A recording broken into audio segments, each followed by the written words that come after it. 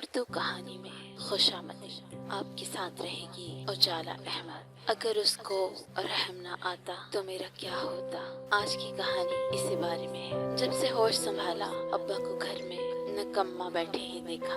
ہم 3 بہنیں تھیں۔ ماں ہمارا بوجھ اٹھا رہی تھی اور محنت مشقت سے گھر چلا رہی تھی۔ ان کی ایک سہیلی لیڈی ریڈی میڈ کپڑوں کی ایک چھوٹی سی فیکٹری میں کام کرتی تھی۔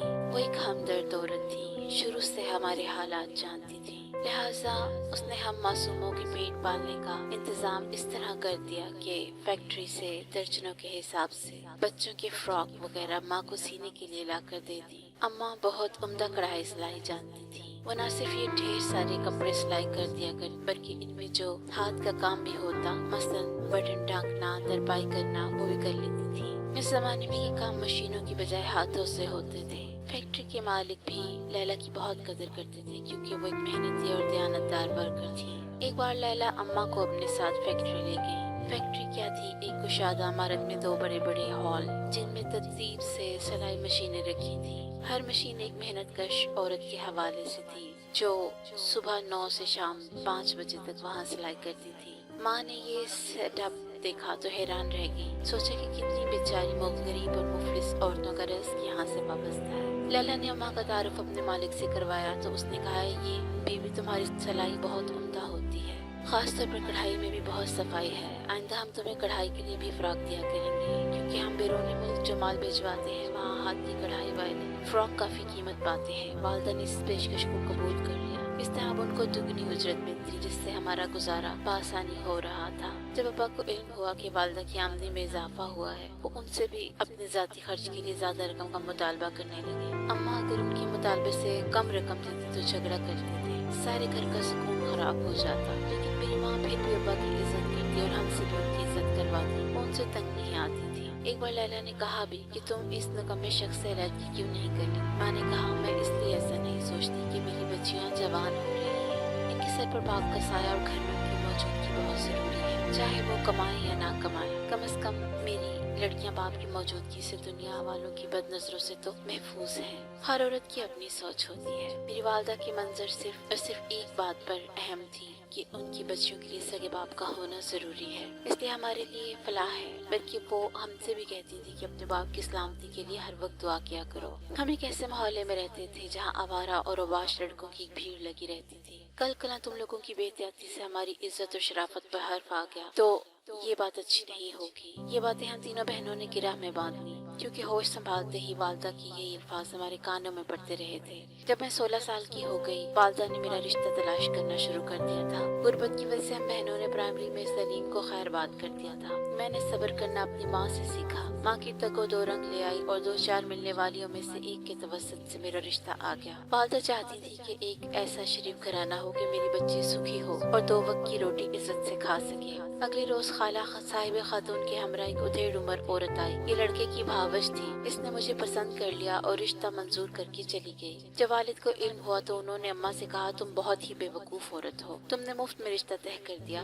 ہم اتنے خوشحال نہیں ہیں کہ بیٹی کی شادی کا خرچہ اٹھا سکیں۔ تم نے یہ بات ان سے کہنی تھی کہ شادی کا کچھ خرچہ وہ ہمیں دیں۔ صاحب خاتون رشتے کے بارے میں مزید تفصیلات طے کرنے آئیں تو اماں نے کہا، دیکھو پروین کا باپ کیسی الٹی باتیں کر رہا ہے۔ آج کل لڑکیوں کے رشتے نہیں ملتے اور یہ لڑکے والوں سے شادی کے خرچے کے نام پر رقم مانگنے کو کہتا ہے۔ صاحب خاتون بڑے سلیقے کی اور دنا عورت تھی۔ اس نے طریقے سے جا کر فیض کی بھاوج سے بات کی تو وہ بولی، شوہر سے پوچھ کر بتاؤں گی۔ اگلے دن فیض کی بھاوج خالہ خاتون کے ساتھ ہمارے گھر آئیں اور شادی کی مٹھائی کے نام پر کچھ رقم اس کو دی۔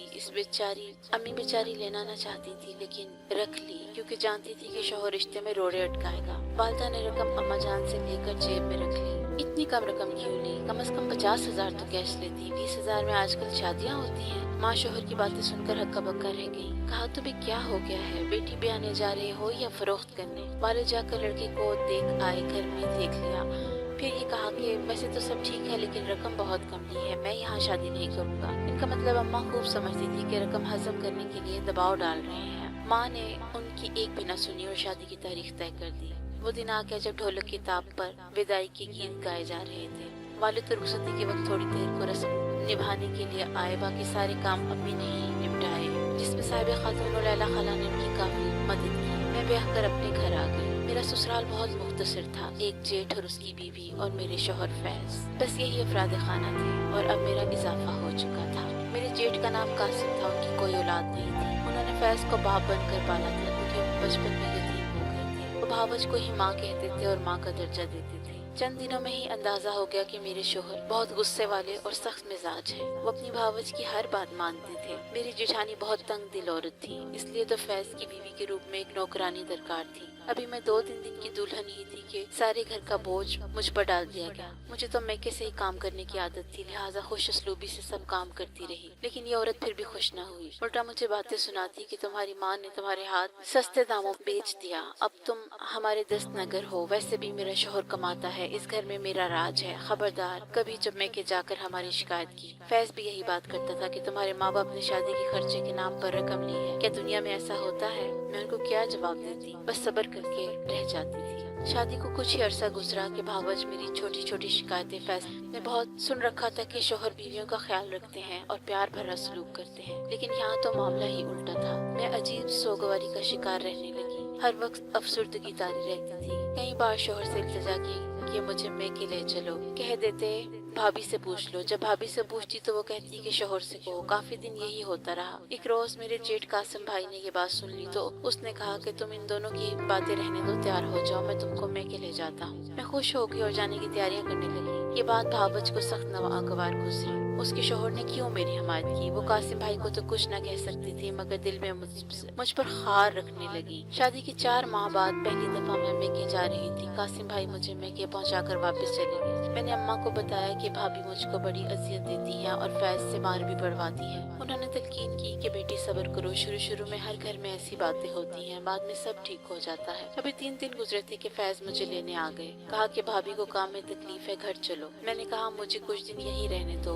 मैं अभी घर नहीं जाना चाहती। 2 दिन बाद कासिम भाई आए, कहा बेटी परवीन घर चलो, मैं तुमको लेने आया हूँ। भाईजान मुझे घर जाने से डर लगता है, फैज मुझे मारता है। वो बोले अब नहीं मारेगा, मैं जिम्मेदार हूँ। उनके यकीन दिलाने पर मैं घर जाने को तैयार हो गई। कासिम भाई मुझे घर छोड़कर काम पर चले गए तो फैज ने कमरा बंद करके मुझे खूब मारा और कहा कि मैं लेने आया तब नहीं आई, और जब कासिम भाई लेने आए तो साथ आ गई। तुम मेरी बीवी हो या मेरे भाई की? दरअसल भाभी ने उनके कान भर रखे थे। खूब मारने के बाद उन्होंने कहा कि खबरदार ये बात मेरे बड़े भाई को ना बताना। मैं सारा दिन काम करती और आंसू बहते रहते थे। 15 दिनों में मेरी हालत मरने जैसी हो गई। इत्तेफाक से 15 दिन बाद अम्मी आ गई। मेरी हालत देखकर लर्ज गई, चेहरे पर नील पड़े थे और मैं घुल कर आधी रह गई थी। सोचा चंद दिन और ये सलूक रखा गया तो ये जिंदा नहीं बचेगी। भाभी ने मुझसे बातचीत बंद कर रखी थी। उसने कहा कि मैं अपनी बेटी को लेकर जा रही हूँ, सोच लें फिर नताइज के आप जिम्मेदार खुद होंगी। भाभी ने कहा जो होगा बाद में देखा जाएगा। वालदा ने कहा और मुझे लेकर घर से निकल आई। हम अभी बस स्टॉप पर ही थे कि फैज आए और मुझसे कपड़ों का शॉपर छीन लिया। हम दोनों घबरा गए। बहरहाल मुझे घर ले आई। अगले रोज फैज फिर मुझे लेने आए कि घर चलो। मैंने बहुत कहा कि अब ना जाऊंगी, लेकिन इस बार वालिद ने समझाया कि बेटियां अपने घरों में अच्छी लगती हैं, तुम क्यों बार बार आ जाती हो। वालिद का हुक्म बजा लाना था और ना चाह शोहर के हमरा घर आ गई। घर आने के बाद फिर वही बातें। कई रोज गुजर गए, मैं किसे कोई न लेने आया। मैं बहुत दिल गिरफ्तार घर में हुई तो कासिम भाई पूछने लगे बेटी क्या बात है, कोई तकलीफ है तो मुझे बताओ। लेकिन मैं फैज के डर से खामोश थी। कासिम भाई तो मेरे लिए बाप की जगह थे। मैं उनका एहतराम करती थी और दिल के बहुत अच्छे थे। मुझसे शफकत से बात करते थे, जिसको मेरी जेठानी और शोहर गलत रंग दे रहे थे और मुझे जलील करते थे। सच है बास औरतों की अकल उल्टी चलती है। भाभी ने फिर बिला वजह मुझसे बैर पाल लिया था। आखिर तंग आकर मैंने कासिम भाई को यह बात बता दी कि फैज और भाभी हर वक्त मुझसे इस तरह की बात करते हैं। आप मेरे साथ हमदर्दी से कलाम ना किया करें। कहने को तो कह दिया, अब डर से जान निकली जा रही थी कि ये बात भाभी ने जरूर फैज को बतानी है। उन्होंने कहा था कि अगर मेरे भाई को ये बात बताई तो वो जिंदगी का आखिरी दिन होगा। कासिम भाई घर आए तो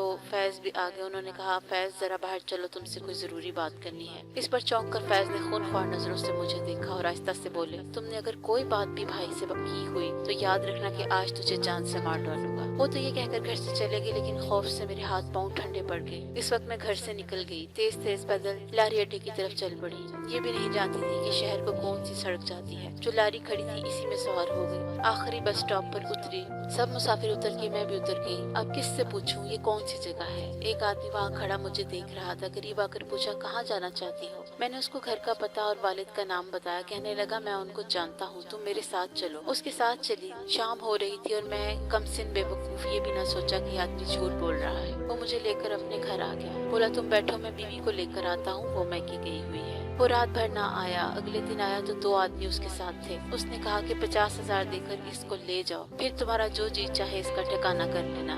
उन्होंने रकम देकर मुझे साथ ले लिया। जिसने रकम अदा की थी वो 22 साल का नौजवान था, साथ उसका बड़ा भाई था। वो मुझे घर लाए और पूछा कि तुम कौन हो और कहाँ से आई हो। मैंने सब बता दिया। इस पर उनको तरस आया। बड़े भाई ने कहा, तुम मेरे भाई से निकाह करोगी। जब कोई चारा न रहा तो मैंने उनकी बात मान ली। तब उन्होंने कुछ कानूनी चारागोई की और फिर वकील किया और मेरा निकाह रशीद अहमद से हो गया। खुदा ने आगे मुझे मजीद अनाब से बचा लिया। रशीद अहमद और उसके घर वाले अच्छे लोग थे। निकाह के कुछ अरसे बाद मेरे दूसरे खामन ने अम्मा से राब्ता किया। बताया कि तुम्हारी बेटी हमारे पास है, फिक्र ना करो, यहाँ ये बेहतर है और सुखी है। मेरी माँ की दुआ मुझे लगी थी। अल्लाह ने मेरे नसीब खोल दिए और मुझे किसी बड़ी दलदल में गिरने से बचा लिया। काफी दिनों तक वालदा ने ये बात अब्बा से छुपा रखी। वो मुझसे बड़ी दिक्कतों से मिलती, जब मौका मिलता था तब मिलने आती थी। मुझे इस घर में महफूज देखकर उन्होंने भी सुख का सांस लिया। सोचती हूँ कि अगर उन लोगों को मुझ पर तरस ना आता या ये भी बुरे लोगों में से कोई होते तो तब खुदा जाने मेरा क्या होता। हमारे देहात की औरतों की जिंदगियां वाकई बहुत तल्ख होती हैं। इनके दुख ऐसे हैं कि सदियां भी इनको नहीं समेट सकती। मैं तो डर से घर से निकली थी, क्योंकि खौफ बहुत बुरी चीज है, इंसान की जान ले लेता है। और मुझे ये खौफ था कि मैं के जाऊंगी तो फिर वही जबरदस्ती ससुराल भेज देंगे, ये सोचे बगैर कि आगे उम्र भर हमारी बेटी के साथ कैसा नारवा सलूक होता रहेगा। उम्मीद है कि आपको ये कहानी पसंद आई होगी। हमारे चैनल को सब्सक्राइब कीजिए और इस वीडियो को अपनी बहनों के साथ शेयर कीजिए। शुक्रिया।